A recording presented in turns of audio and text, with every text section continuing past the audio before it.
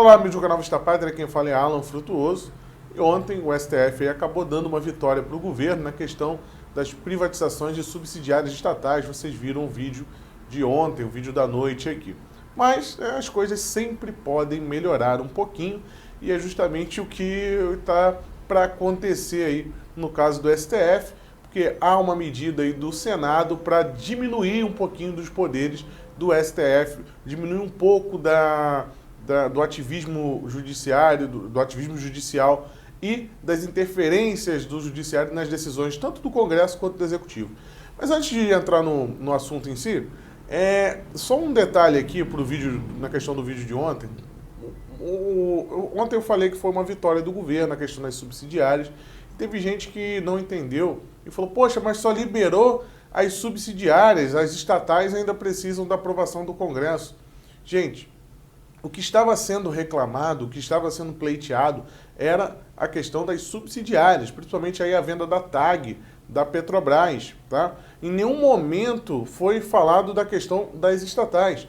Quem reclamou não foi o governo, reclamaram do governo, não queriam deixar o governo vender as subsidiárias e eles queriam que as subsidiárias passassem pelo mesmo processo da estatal, que passa pelo Congresso. Então, na verdade, o STF não proibiu nada, né? Aí você observa algumas manchetes na mídia, né, como do G1, por exemplo. STF proíbe venda de estatal sem o aval do Congresso, mas libera a venda de subsidiária. Mas o que estava sendo reclamado eram as subsidiárias. É o auge assim, da manipulação da informação, e é claro que eles não iam fazer uma manchete de vitória do governo Bolsonaro, né? Eles sempre tentam diminuir. Se vocês olharem no site da Veja, vocês olham que a questão de vitória do governo Bolsonaro está no subtítulo, já depois que você clica na matéria. Então é a mídia sendo mídia, tá? Ontem foi uma vitória assim, contundente e importante aí para a economia. A questão das estatais, aí teria que ter sido feita uma ação específica para isso, tá? Ou mudar a regra. E não era o caso, o governo não estava reclamando, quem estava reclamando era, no caso, aí, os petroleiros. Vamos lá. O Senado Federal aprovou, na Comissão de Constituição e Justiça, uma medida que vai colocar fim às decisões monocráticas do STF. Decisão monocrática, inclusive, que atrapalhou a venda das subsidiárias da Petrobras por parte do Executivo. Tá? Isso foi uma decisão monocrática do Lewandowski e depois uma outra ação também sobre o mesmo tema do Edson Fachin. Então, o que significa isso? Vamos supor na questão agora da MP 871, está todo mundo falando aí, né? A preocupação porque o pessoal entrou com um recurso e caiu na mão do Marco Aurélio. Então o Marco Aurélio sozinho, que é uma decisão monocrática, uma decisão individual, tá? Quando um único ministro do Supremo decide que, olha, não vai poder fazer isso, essa lei vai ter que voltar, ou essa lei está anulada. Então ele sozinho, ele decide, ele toma uma decisão, ele dá uma liminar, né, que acaba atrapalhando o trâmite da lei ou acaba impedindo aí o seu funcionamento. Isso é uma decisão monocrática. E tem a decisão no plenário, que é aquela que a gente assiste na TV Senado, na TV Justiça, quando tá todos os ministros ali dialogando, debatendo, cada um vai dando o seu voto. Isso é a decisão de plenário. Decisão monocrática, decisão individual de um único ministro, e ele pode acabar ferrando com o governo, ferrando com uma lei ou atrasando bastante. Então, para impedir isso, a Comissão de Constituição e Justiça do Senado decidiu acabar com essa função do STF. Então o STF, caso seja aprovada essa medida do Senado, não poderá mais tomar decisões monocráticas em cima de leis, né, ou decisões do Executivo ou do Congresso. Então os dois aí estão nesse bolo, foi abrangido aí nessa medida. E o intuito é diminuir essa interferência do Judiciário na vida do Executivo e do Congresso. Então isso é mais uma resposta ao STF. Caso essa medida estivesse já em vigor, não seria necessário esse atraso todo para a venda das subsidiárias da Petrobras. Tá? Como o caso da MP 871, que está na mão do Marco Aurélio, no caso ela teria que ir direto para o plenário, tá? Não poderia cair na mão de um único ministro e ter a consequência aí de ter uma liminar contrária e atrasar todo o processo. Então é uma decisão importantíssima para colocar limite aí no STF, diminuir um pouquinho dos seus poderes, a sua interferência. Obviamente que todos sabem que na questão do plenário ainda tem o caso de pedir vista, e o cara pede vista e suspende a sessão pelo tempo que ele quiser. Isso aí é um outro problema a ser atacado, mas aos poucos as coisas vão sendo solucionadas, ou pelo menos há uma tentativa de solução. Tá?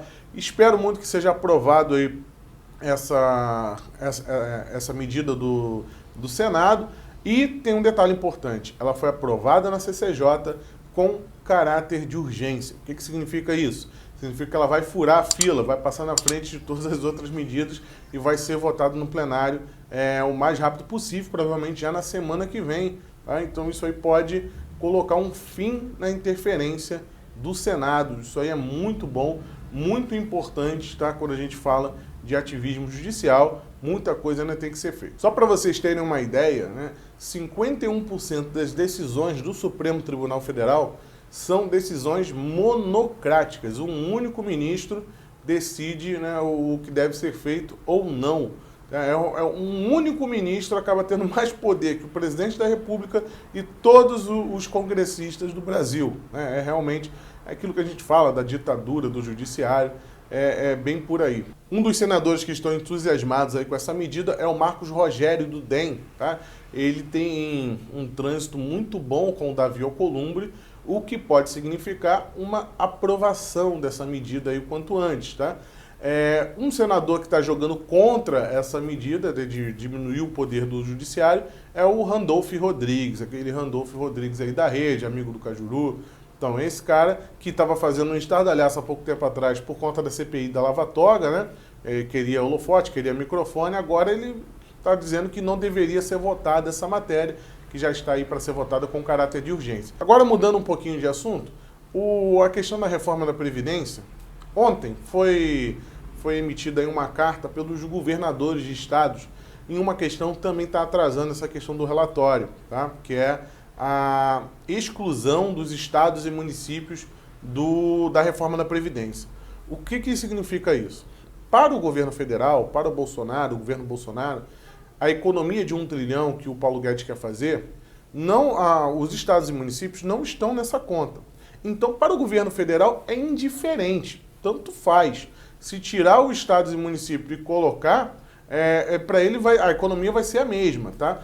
O que o Paulo Guedes quer fazer, como ele, de uma maneira republicana, pensando no bem do país, né, pensando em todas as escalas, os níveis de poder da federação, é também conceder essa reforma já automaticamente para os servidores do Estado e dos municípios para dar uma economia para os estados, que também estão com a corda no pescoço.